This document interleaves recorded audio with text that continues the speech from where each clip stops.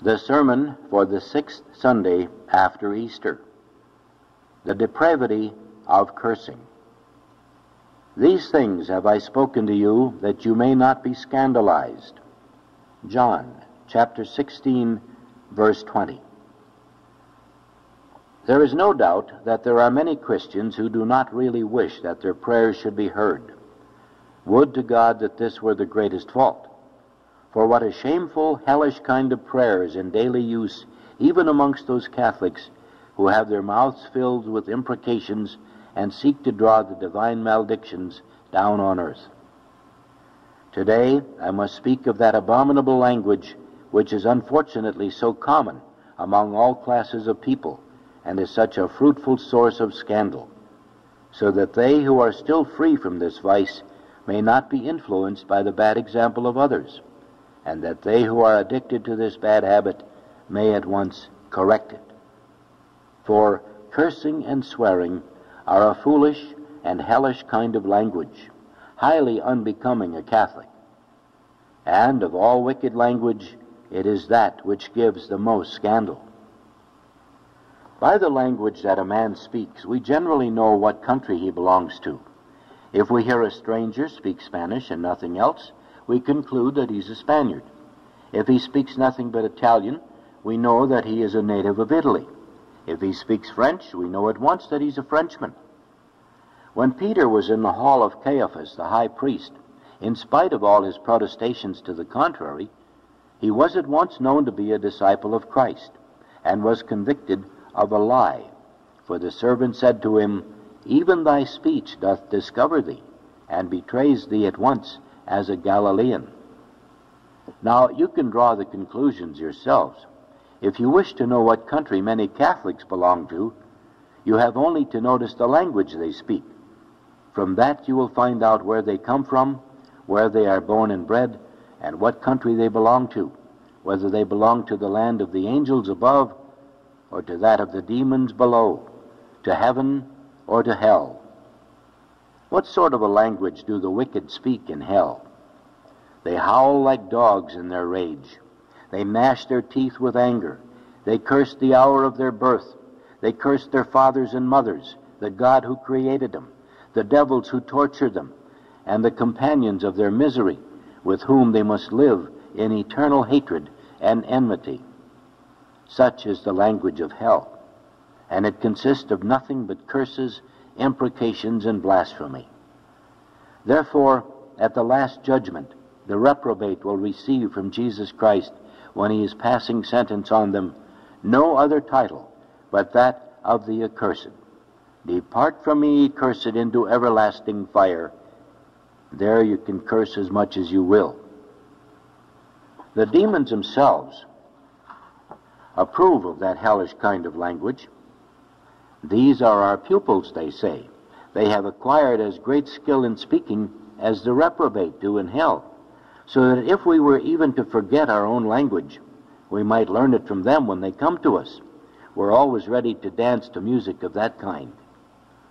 The devil was once seen sitting at the open window of a house, holding in one hand a long sheet of paper full of notes, while with the other he kept on beating time like the leader of an orchestra, laughing all the while and showing signs of extraordinary joy, and crying out, "Well done, bravo, go on." What was going on in that house? There were 4 people living in it who were adept in cursing: the husband and wife, the son, and the mother-in-law. There was nothing to be heard from them from morning till night but oaths and imprecations. They had just begun breakfast, and because the son was too greedy and had taken too much on his plate, the mother cried out to him, "May the first bite you eat choke you." The father followed suit, saying, "Plague take you." And last of all came the mother-in-law, who wished that he would swallow 1,000 devils. This was the music that so delighted the evil spirit that he could not help expressing his joy, and doubtless he considered that he had secured 4 skilled musicians for his hellish orchestra, which always played tunes of that kind. Alas, how many Christian houses there are in which, if we could see the devil in visible form, we should find him exulting with joy at the cursing and swearing that are continually to be heard therein. How disgraceful for a reasoning being, a Catholic, a brother and member of Jesus Christ, redeemed by the precious blood of the meek Lamb and an adopted child of God, to accustom himself to the use of such hellish language, to speak as the damned do, to make himself the comrade of devils, and to bear about the evil spirit constantly in his heart, in his mouth, and on his tongue. Is that then the end that we are to work for, although God has created us for the sole purpose of praising, blessing, honoring, and loving him? Is that the wish that we daily send forth to God in heaven when we say the Lord's Prayer, "Hallowed be thy name"? Does that diabolical language harmonize with the solemn promise we made to God in baptism as Catholics, to renounce forever the devil and all his works, and to devote ourselves, body and soul, and tongue especially, to the praises of God? The first member of the body that God takes possession of in baptism is the tongue. For when a child is brought to the church to be baptized, the priest does not at once pour the water on its head. No, he first places the blessed salt on its tongue, to show that he whose name is enrolled among the servants and followers of Christ must use his tongue only to praise God and to promote the divine glory. Catholics, what do you mean by using such abominable language? Are you so very anxious to belong to the reprobate even before your time comes to join them? Are you firmly resolved on going to hell? Then wait, at all events, until you die. You will then be able to swear and curse and blaspheme for all eternity. And will not that satisfy you? Why then should you be so anxious to anticipate in this life the miserable state of eternal damnation? What is most to be deplored in this evil habit of cursing and swearing is that it is increasing daily and infecting souls that were hitherto innocent. Therefore I say, this vice gives more scandal than any other sin of the tongue. In the strict sense of the word, that language is called scandalous, which gives or can give others an occasion of sin. Although there are other signs of the tongue which are far worse and more sinful in themselves, yet there are none which give more occasion to evil than the sins of cursing and swearing. The young learn it from the old, and that without shame or scruple, and without anyone being astonished, much less shocked by it. Wherever you go, from morning till night, you may hear horrible imprecations. So common is it that people are ashamed of it no longer, and it's considered as something to be proud of when one is a master in the art of cursing. Even little children, almost before they're able to speak plainly enough to ask for a piece of bread and butter, and certainly before they know how to make the sign of the cross or to say the Our Father, sometimes know how to curse and swear, and when they get into a passion, to call down all sorts of imprecations on those who vex them. Pliny writes that a child was once born in Rome with all its teeth perfect, and that the people were thunderstruck at this prodigy and looked on it as a bad omen. But what was there to wonder at? Nowadays, enough children of that kind come into the world who have sharp teeth on their lips and tongues even before they have the full number of teeth in their upper and lower jaws, and who know how to curse long before they've learned their prayers. They curse their own parents, or at least give vent to their anger against them by secret murmurs and ill wishes. But after all, that's not surprising. The poor children hear nothing else at home.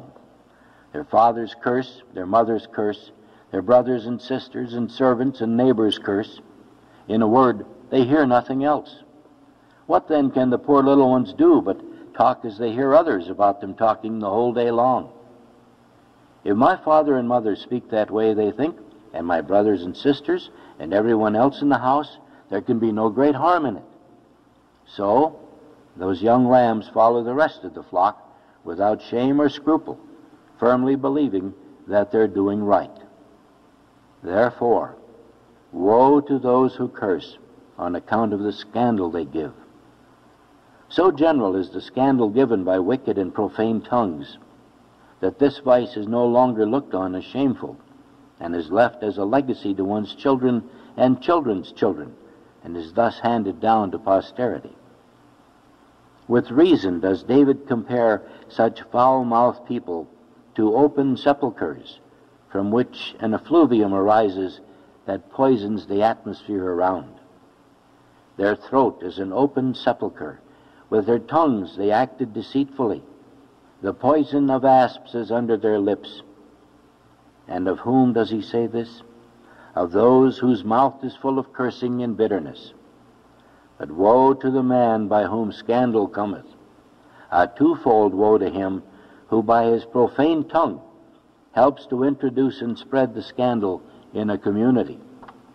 For if in the judgments of men he is looked on as an incendiary, who by not watching his own fire carefully is the cause of a widespread conflagration, how will it be with him who is caught in the act of setting fire to other people's property? But that's what those foul-mouthed people do every day. They're not satisfied with uttering curses themselves.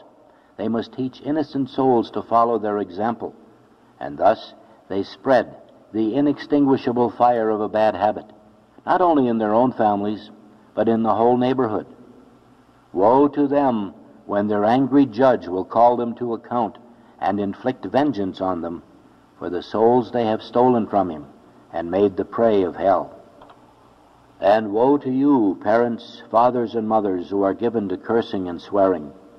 Every time you make use of such bad language, you commit not merely one sin, but as many sins as there are children or servants listening to you, who thus learn from you to speak in the same hellish manner.